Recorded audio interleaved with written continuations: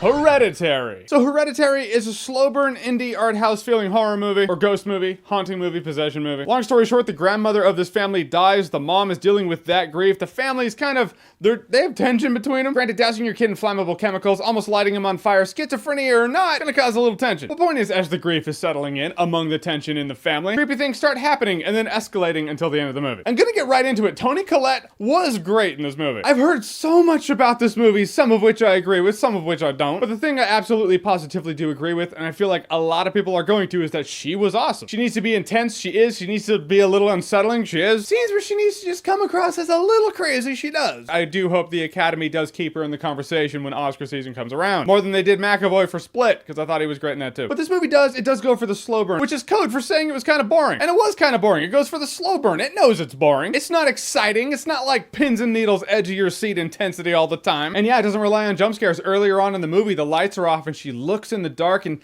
in the darkness, you kind of see a shape and it takes your eyes a moment to adjust and you're like, oh, that's a figure, that's a person. Moments like that are really creepy to me, and it's psychological warfare at that point. I like it when the movie did that. Most of the movie doesn't boil down to creepy things or seeing things in the dark. Most of the movie boils down to you're hanging out with this family. But I feel like the Borg Collective is like, we are the Borg, we love this movie, and you must too. And I liked it. I just didn't love it. Not as much as I've heard I should. Which is an interesting thing for me to say, since I give this movie all the props in the world for really doing it right. You've heard it 100 times how horror movies are cliche. This movie's not cliche. You've heard it 1.5 million times. That's hyperbole. But the main phrases when people talk about horror movies is that it was predictable and it relied on jump scares. This movie does not rely on jump scares, nor is it predictable, at least for the first half. First half of the movie wasn't predictable. Second half I felt was pretty predictable. I mean, my jaw was dropped on the floor when the girl's having a nut allergy, sticks her head out the window and smacks her head on a pole. I was like, oh, fuck. Because we thought it was gonna be creepy little girl doing creepy little girl things in the ghost movie. We've seen that 100.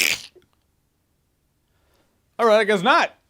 They just snoked her. She snoked. And the look on the son's face of him being frozen to the point of being numb, that was effective. I really like that. It's moments like that that stick out with me. Which is why there's such steep contrast between that amazing scene and his acting and the scene where he cries. When they're doing the seance and then he cries. His fake cry is a little weird. I didn't like it, but that scene with the little girl's head is, and his reaction, I know the dude's a good actor. I've seen some reviews where reviewers and critics are like, this was the scariest movie, holy shit. But in a world where I feel like this movie should scare me, maybe I'm a callous human being, I was never scared in the movie. I found the movie interesting. A couple of times I was like, huh, a couple of times my jaw dropped. But as for me, this movie didn't scare me as much as the general populace who've seen it, or at least reviewed it. The movie does have effective disturbing imagery, but disturbing imagery doesn't scare me necessarily. Hostel has disturbing imagery. I wouldn't call it some sort of horror masterpiece. Granted, this movie and Hostel, not exactly comparable, not in terms of directing, general competence. I'm just illustrating that disturbing and or gore doesn't mean scary to me. And maybe that's just me, but hey, this is my review. Everything in this video is just my take. The ending had some creepy ass scenes, like when she's banging her head on the trap door in the ceiling. I really like that. That's when the shit goes down. But really, from there to the end, I just knew where it was gonna go. Partly because this felt like a modern day version of The Witch, and it ends a lot like The Witch. In The Witch, the entire family is killed off, and the surviving youth gets to hang out with the demon, and basically evil wins. In Hereditary, the entire family is killed off, and the surviving youth gets to hang out with the demon, and basically evil wins. Granted, he's possessed by the demon, so it's a little different. But in the way it plays out, I felt like it was a lot the same. Basically, that's what I could say about the movies. If you didn't like The Witch, you're probably not gonna like this movie. In tone, pace, and execution, I felt like they were a lot the same. Granted, in this movie, they don't talk like they're speaking from the King James Bible, but I felt like it went for a lot of the same kind of tone. I would have found it more interesting if the ending wasn't so absolute, if it was just riddled in nuance. I mean, I've seen a few people address the fact that Hereditary could mean the bloodline that is linked to this demon or the occult, or Hereditary could mean through bloodline you pass down mental illness like schizophrenia. But the ending really doesn't go with that. If the ending was more open to be like, all right, was it a demon or was it schizophrenia? It could be either. I'd find that more interesting. But by the end of this movie, you have no choice but to be like, no, a demon did that. But in the end, I do feel like Hereditary is one of those movies you should watch at least once. I felt like this movie did go in a different direction. I appreciate that. I really like that. I didn't blow a load over this movie like a lot of people have, but I appreciated what they did. It doesn't do the slow burn as well as old school Shyamalan did, but it's also not teenage horror movie schlock shit nonsense. And in the end, I will say Hereditary was a good time, no alcohol required. If you don't watch it now, you're gonna take a film class, in which case the teacher will show it to you later and then give you a quiz. You might as well watch it now so you can nap in class when they do that. Boom. All right, so Hereditary, have you seen it? What did you think about it? Whatever you thought, comment below, let me know. And as always, if you like what you've seen here and you want to see more, click right here to see more.